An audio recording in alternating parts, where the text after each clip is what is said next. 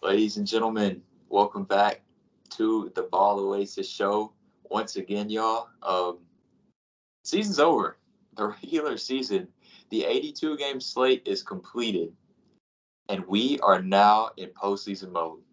Man, it was a long 6 month season, but man, I've been looking forward to this time of the year, like all year long, because this is where we thrive. This is where we thrive. In these next 2 months, I think you're going to see a lot different type of content on this channel, and this is what I feel like this channel was really geared towards was the postseason and the ins and outs of games and just breaking down what happens on a game to game basis. Basically, we have basically the whole world who's going to be watching at this point. I feel like a lot of casual basketball watchers up to this point haven't kept up with a whole lot other than headlines. So we're here at the forefront now. It's an exciting time. Jacob, how you feeling? Good. Been waiting for the playoffs. We've been talking about it for months, so glad to finally be here. Yeah, I will start this episode with a disclaimer. As you can see, Jacob has a different backdrop today.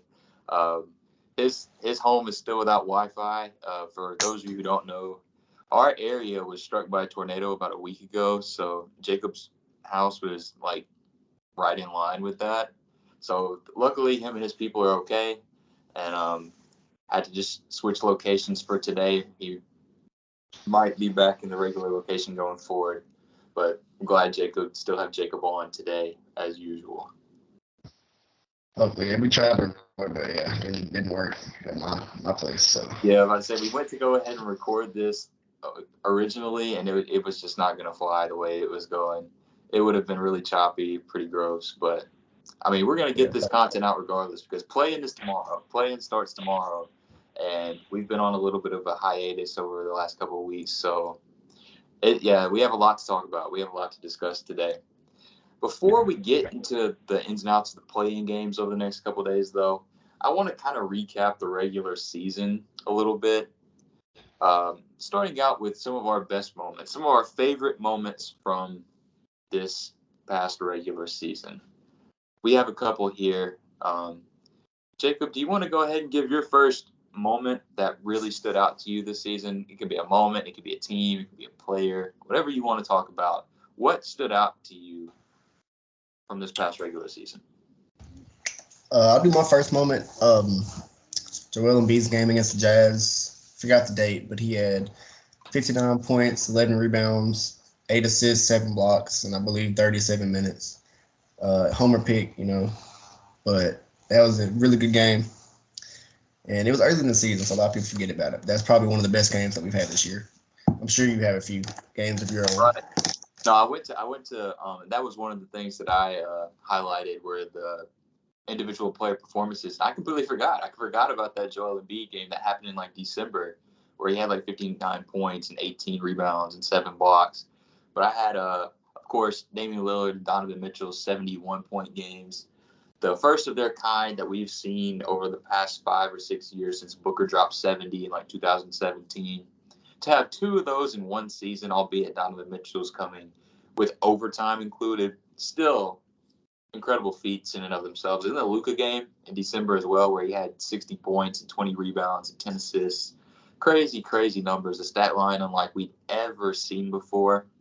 Scoring was up. Scoring was up this year just in general, and I think that's a trend that we'll continue to see, barring any real rule changes. So the question has been brought up over the past couple of months, especially after Dame and Donovan dropped 71.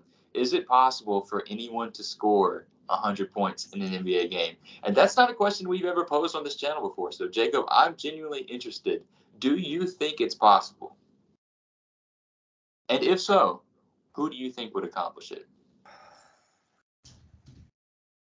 I think it is, but I don't know if it'd be anytime soon. If I had to pick, I want to say Dame, but I really don't know because when he's hot, he's hot. Let's say here's my formula for it, because not even any bias included, Damian Lillard is probably the guy I would pick to accomplish it. Because to score 100 points in a game in today's NBA climate, you have to shoot a lot of threes. and you have to make a lot of threes. So that involves getting very, very hot from the three-point line. Dame is very capable of doing that. Steph is capable of that as well, and you have a myriad of other guards who can do that as well. The free throw line, you would have to, stop the game clock and get to the free throw line a bunch to reach that 100-point threshold.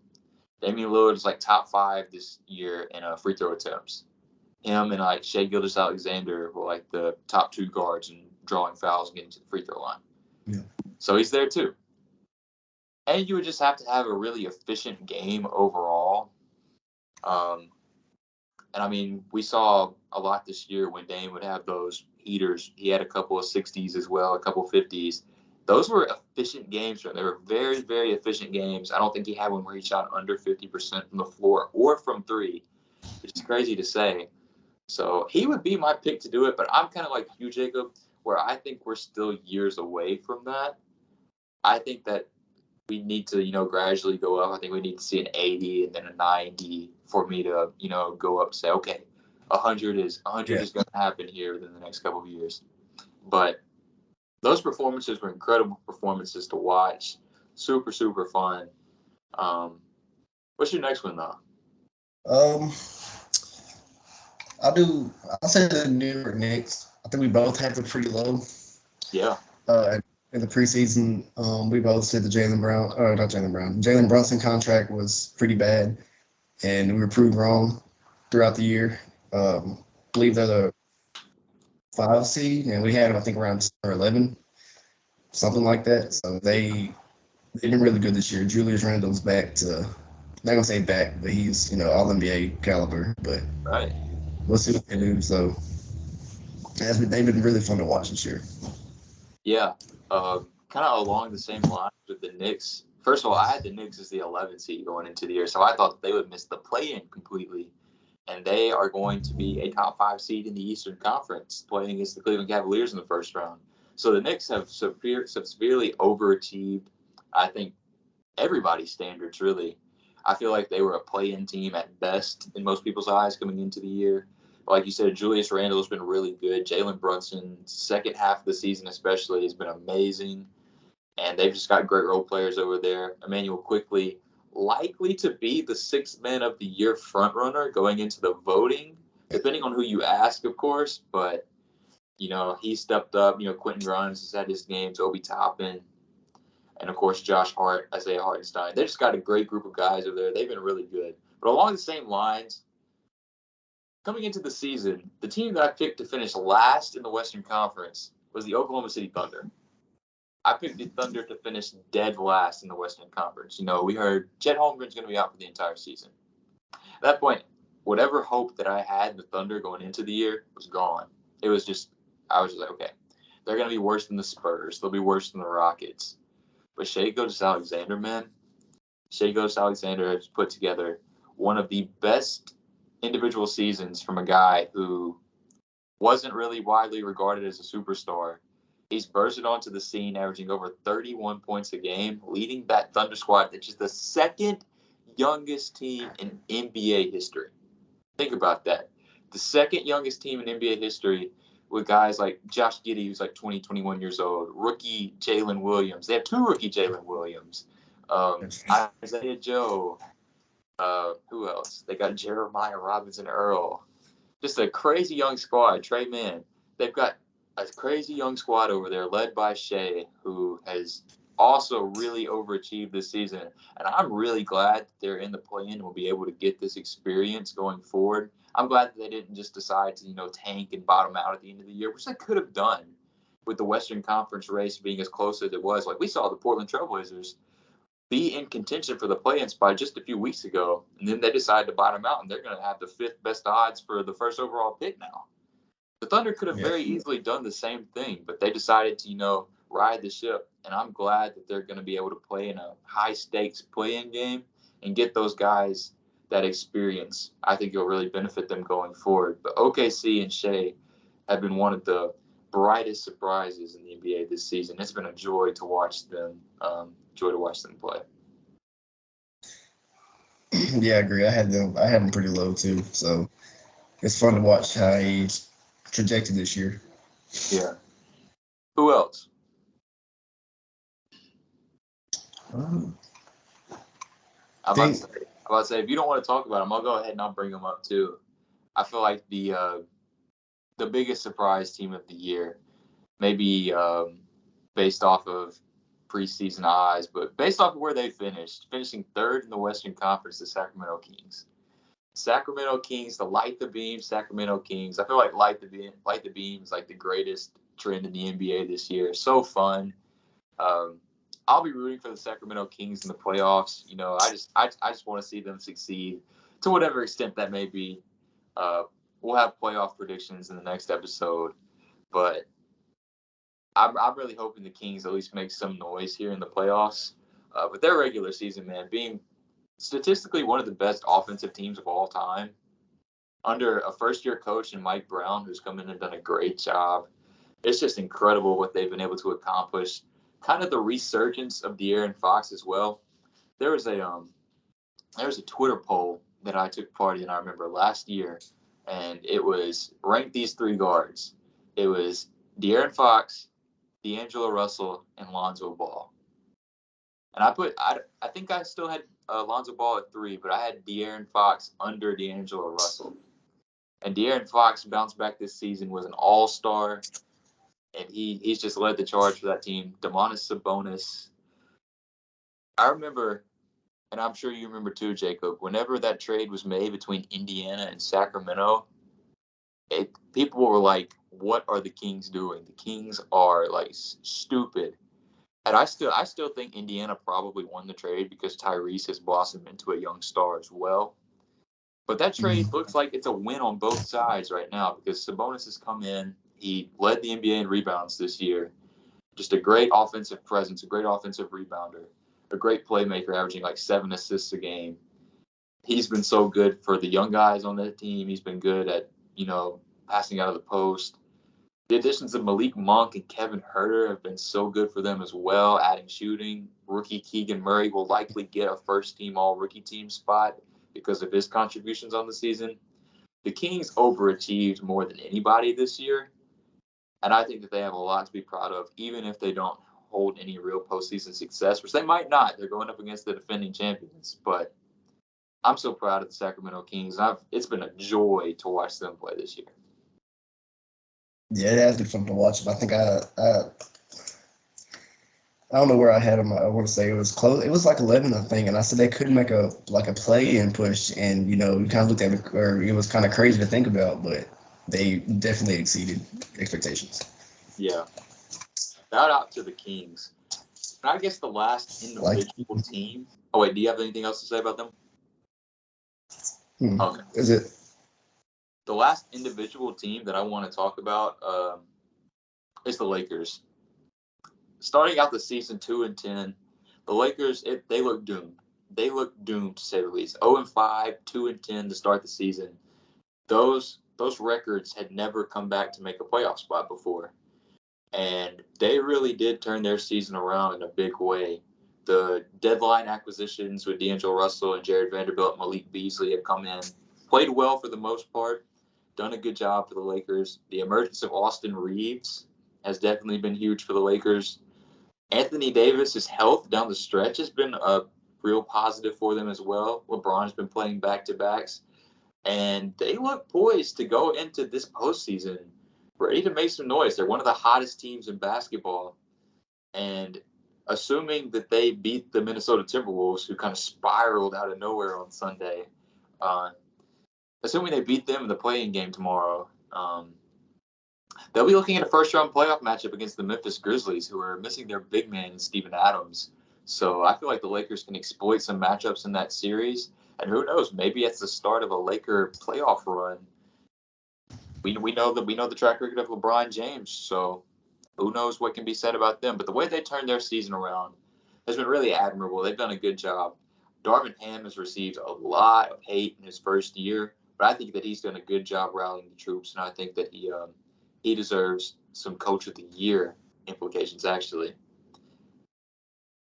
Yeah, he turned him around like great second half of the year. Like you said, post trade deadline. They're like I said, they're getting hot, so they could, even if they end up they could make maybe a conference semifinals run, but we'll just see how healthy they are. We'll get to playoffs over the weekend. Yeah. Yeah, we'll have a lot to discuss with playoffs. But do you have any other moments that really, really stood out to you this year? I don't think any real major moments. How about that? I can think of a couple still. We had the crazy trade deadline week, of course. You know, all was quiet on the trade front for like the entire first half of the season. I remember me and Jacob would come into episodes and be like, "What in the world are we going to talk about? We have like no trade rumors to talk about this year that are like worth any count." And then all of a sudden we see, boom, Kyrie gets traded to the Mavericks. And then late one Wednesday night, boom, Kevin Durant gets traded to Phoenix out of nowhere. Brooklyn just, completely implodes and their rosters flip completely. But we have two new Western Conference powerhouses at the time, as we thought, with the Dallas Mavericks missing the playoffs, which is crazy to say, or the play-in completely. But, we've got Phoenix now, who in the crazy Western Conference, where I have no idea who will come out of, Phoenix probably has the best, top three players on paper out of any team in the Western Conference. So, you've got to look at them and say, hey, this is a real contender here. Whereas before, you might look at that Phoenix team and be like, well, they're like the 4 or 5 seed. This is the team that they've rolled out for the last couple of years. Maybe we shouldn't take them super seriously. But now they've got Kevin Durant, so you got to at this point. Trade deadline day was really, really young, or weak, I should say. Trade deadline day, I remember we came on here and it was a little underwhelming on the day. But the week in total was incredible. It was so much going on, so much buzz, and it did not disappoint, to say the least. Yeah, I remember. I think we talked about it like the night before. I was like, I hope we wake up to some trades, and then like I went to sleep, and 10 minutes later, you text me like, well, there you go. And I woke up to Kevin Durant. I was confused, and that was a crazy trade, probably the craziest in a while. Yeah, the craziest midseason trade I can ever think of. Yeah. Just the craziest midseason trade I've ever seen. But yeah, we had trade deadline day, and the last one that I wanted to talk about was just the MVP race, the ongoing MVP race. I mean, I guess the time period for showing what you're going to show is over, but we still got the voting process to go through, and at this point, I have no earthly idea who's going to win. You go on Basketball Reference, and it points to Nikola Jokic, but I mean, you go on the NBA.com MVP ladder, and Joel Embiid is taking the top spot. You could easily make the case that Giannis should win it this year. Jason Tatum is leading the second best team in the Eastern Conference, averaging 39-5, a stat line that's never been done before. So I think that you've got 4 guys who realistically have a shot, maybe 3, maybe exclude Jason Tatum from there, I guess, just because he doesn't have any real MVP buzz at this point. But the other 3, I can realistically see any of them taking it home, Jacob. Where do you sit on the MVP race right now? Yeah, I think any of the 3 could win it. I've already seen some people put their votes out, like people that have the votes for it. I believe it closes tonight. You can't go wrong with any 3. Obviously, we probably have our preference of who we want to win, but it can really go any way, and you can make a case for any 3, any good case for any 3. Right. And I think about like seasons in the past where, you've maybe had some MVPs who have had lesser seasons than like the 3rd best candidate this year. Like on paper, Giannis is like the 3rd best candidate, but in a season, say like 2018 or 2019 it was, Giannis would win MVP in that season likely. So you put any 3 of these seasons in a different season, they win the MVP. Most likely, yeah. Most likely, yeah. Based off just efficiency, based off of whatever numbers you can throw. The numbers are so vaulted, team success is there for all 3 of them. So, you don't have to worry about that this year. It could go either way. I wouldn't be upset. I personally wouldn't be upset either way it goes. I know there's kind of been an anti-Jokic agenda over the past couple of weeks, which I don't like. I don't really like. I get that people are tired of seeing Jokic win the MVP, but I even told Jacob the other day, or I presented to one of the groups that we're in. I was like, "Would y'all be mad at me?" I had to ask, would they be mad at me if I said that Jokic was still the MVP in my mind today? Because I think he might be. I think he still might be, but Joel Embiid is right there too. So I haven't even like decided completely. I will say the late push. It was like a late push between Giannis and B. Kind of had a late push and didn't, and did again with the game against Boston. So it's really whatever you want to do. Like at this point, anybody can get it. Yeah. It'll be interesting to see how it all goes. I'm sure some people will be upset regardless of what happens. Um, They're saying that it might come down to the second place votes. maybe that's a thing this year. Usually it doesn't come to that, but this year it might come down to that.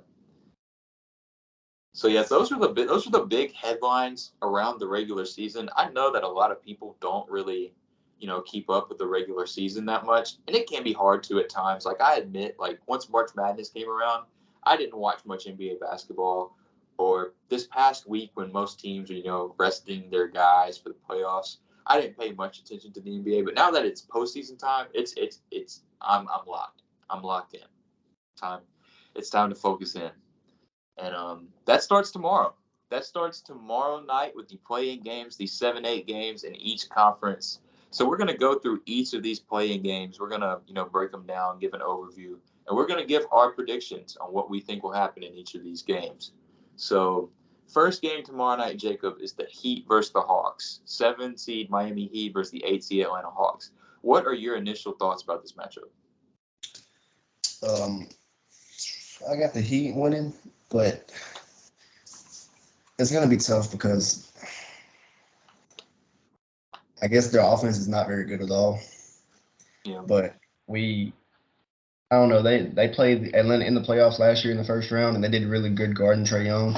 I think he held to like 21 points per game. But now they have DeJounte Murray. But I'm not gonna say the Heat easily win it, but if we get like a playoff Jimmy performance, yeah, I think they'll easily get it. Yeah, I'm gonna lean towards the Miami Heat as well. I'll pick the Miami Heat to win this game, just because their postseason track record is better than the Atlanta Hawks in the current rendition of their team. Um, I'm not super confident though. I don't like the Miami Heat are in the play-in. I don't like them being in like a one-game scenario because, like you said, their offense is so inconsistent. It can come in and go. It can come and go at will, basically. They'll have home court advantage in Miami, though. I feel like that will be a big thing. And speaking about Atlanta, I have not really enjoyed watching Atlanta play basketball. They're one of the teams that I've actually kind of keyed in a little bit on this year. I have not really enjoyed watching them play basketball. I mean, they had the head coaching change about a month ago where they brought in Quinn Snyder, so I feel like that is something that they haven't completely acclimated to.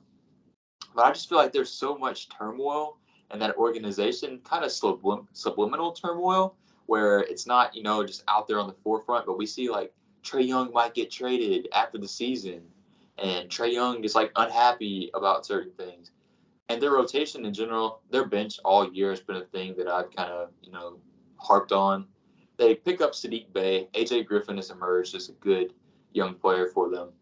Onyeka Kongu's going to be good, but I think even in a one-game scenario, I'm picking the Miami Heat to beat them, um, which would put the Miami Heat up against the Boston Celtics in the first round, which I think would make for a very interesting matchup.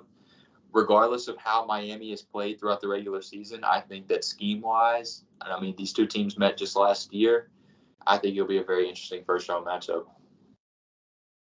Yeah, like I watched them play the other day because they played our backups, our bench, and it was tough to watch for as a Atlanta point of view. But it's just like no chemistry almost. They just kind of try to trade the ball and then score. Like Trey and Dejounte just take turns. So I'm not confident in them playing at all. Yeah, I'm kind of done with Atlanta at this point this year. Moving on to the second game, though, the Lakers versus the Timberwolves. It's come out today that Rudy Gobert and Jaden McDaniels will both not play in the game. Rudy Gobert will be suspended for the game after the altercation on Sunday with Kyle Anderson.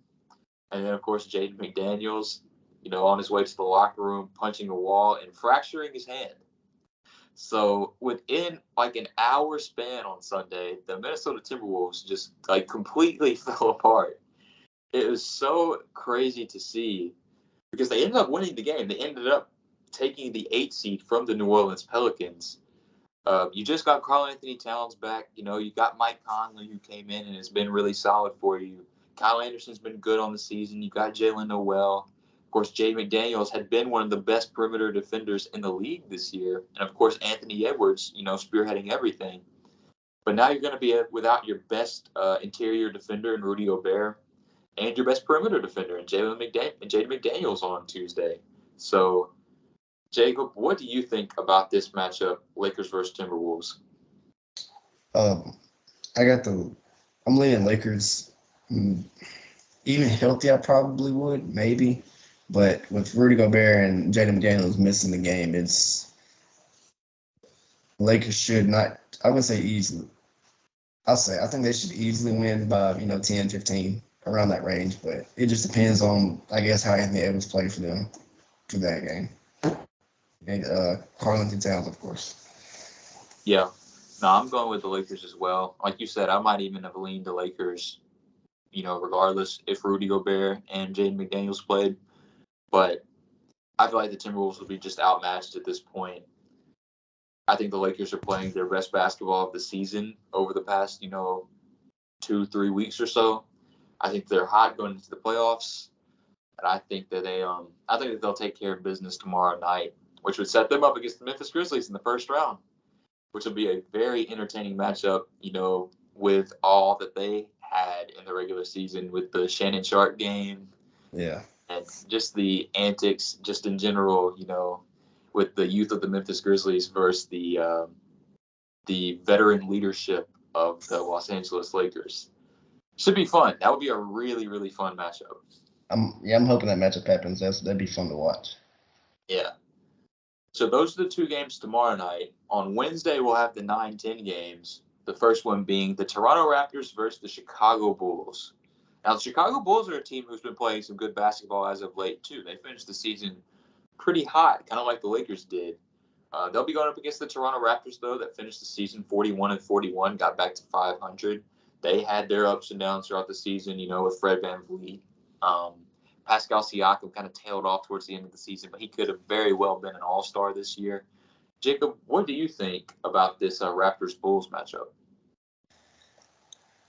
I'm torn on it, but I think I'm going to lean Chicago. Because like we said, I think Fred VanVleet had a bad year. I want to say he's bottom 10 in field goal percentage on a minimum something attempts. Siakam kind of, back down a little bit. But Chicago's been hot. Zach LaVine and DeMar can give you 30 each. Pat Bev can provide some defense, few shots. I think they've just been hot so at like the right time. So I'm gonna lean Chicago. Interesting. I'm going to go with Toronto in this game. I'm going to go with the Toronto Raptors. I'm going to go with the 9-seed Raptors. Like I said, Chicago's been hot. They've been playing some good basketball as of late. My biggest thing with Chicago, though, is that they don't shoot threes. They just don't shoot threes in general. I mean, the Raptors aren't the best three-point shooting team either. They're not very good. But the Bulls attempt the least amount of threes, and they make the least amount of threes. I think in a one-game setting, you have to play some really, really good defense to win a game that way in a high-pressure setting. Assuming that everybody plays for Toronto, assuming that OG plays, I'm sure Scotty will play, Pascal will play, and Fred will play. I think that experience is on the side of the Toronto Raptors. Outside of DeMar DeRozan for the Bulls, Zach LaVine has never played in a postseason game before. And Patrick Beverley's been there a few times, of course, but Zach LaVine's never been there. They've got young guys like Kobe White, and Vucevic hasn't really been there before. He's been to maybe a first-round series or two with Orlando, but that's as far as his playoff experience goes. So I think the experience is on the side of Toronto Raptors. I think coaching is on the side of the Toronto Raptors with Nick Nurse. and they've got home court advantage. So I won't pick against the Raptors, even with as hot as the Bulls have been. I'm going to go with the Raptors in this game. I think it'll be a close game. I think it'll be a lower scoring game, probably around like 100 to like 95 or something. But I'm going to go with the Raptors. You go either way. Yeah, I think that it could too. I think that this game would go either way. Also, the second 9-10 game of the night with the Oklahoma City Thunder versus the New Orleans Pelicans, who will